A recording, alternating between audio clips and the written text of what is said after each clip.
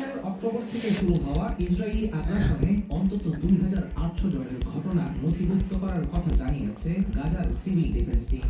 তাদের দাবি, এসব ক্ষেত্রে বাড়িতে নির্দিষ্ট সংখ্যক মানুষ থাকার তথ্য মিলছে ঠিকই, কিন্তু ধ্বংসস্তূপ থেকে সব দেহ উদ্ধার করা সম্ভব হয়নি। যেমন পরিবারের সদস্যরা বলছেন 5 জন ভেতরে ছিলেন, কিন্তু উদ্ধার হয়েছে 3টি দেহ।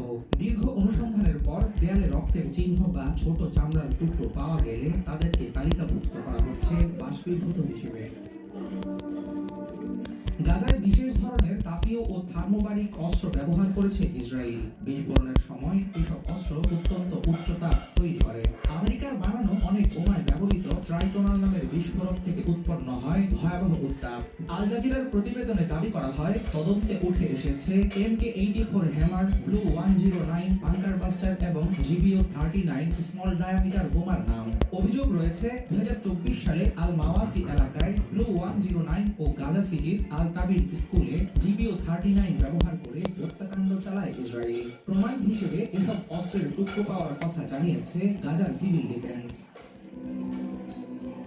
মানুষের দেহ পুরোপুরি উধাও হয়ে যাওয়া আক্ষরিক অর্থে অসম্ভব মনে হয়। এক্ষেত্রে গাজার সিভিল ডিফেন্স ইভাপোরেটেড বা বাষ্পীভূত শব্দটি ব্যবহার করেছে উদ্ধার অযোগ্য অবস্থা বোঝাতে। গাজার স্বাস্থ্য মন্ত্রণালয়ের এক শীর্ষ কর্মকর্তা জানান, মানুষের দেহের প্রায় 80% চরম তাপের মুখে পড়লে রসায়নের নিয়ম অনুযায়ী দেহ পুড়ে ছাই হয়ে যেতে পারে। অন্যদিকে আন্তর্জাতিক তদন্ত কমিটি গঠনের দাবি জানিয়েছে গাজার স্বাধীনতাকামী সশস্ত্র গোষ্ঠী। তাদের অভিযোগ, নিষিদ্ধ অস্ত্র ব্যবহার করে বেসামরিক মানুষকে লক্ষ্যবস্তু বানিয়েছে ইসরায়েল। 2023 সালের অক্টোবর থেকে গাজায় ইসরায়েলি গণহত্যার শিকার হয়েছে 72,000-এর বেশি মানুষ। মাটির সাথে মিশে গেছে স্থানীয় অবকাঠামোর প্রায় 90%। অঞ্চল পরিণত হয়েছে প্রশ্ন উঠেছে, গাজাবাসীকে সম্পূর্ণ উধাও করে দেওয়ার উদ্দেশ্যেই কি ভয়ঙ্কর এসব অস্ত্র ব্যবহার করেছে ইসরায়েল? এর বিরুদ্ধে নেওয়া হবে কি কোন রকম শাস্তিমূলক পদক্ষেপ? হাফিজুল ইসলাম, বাংলাদেশ।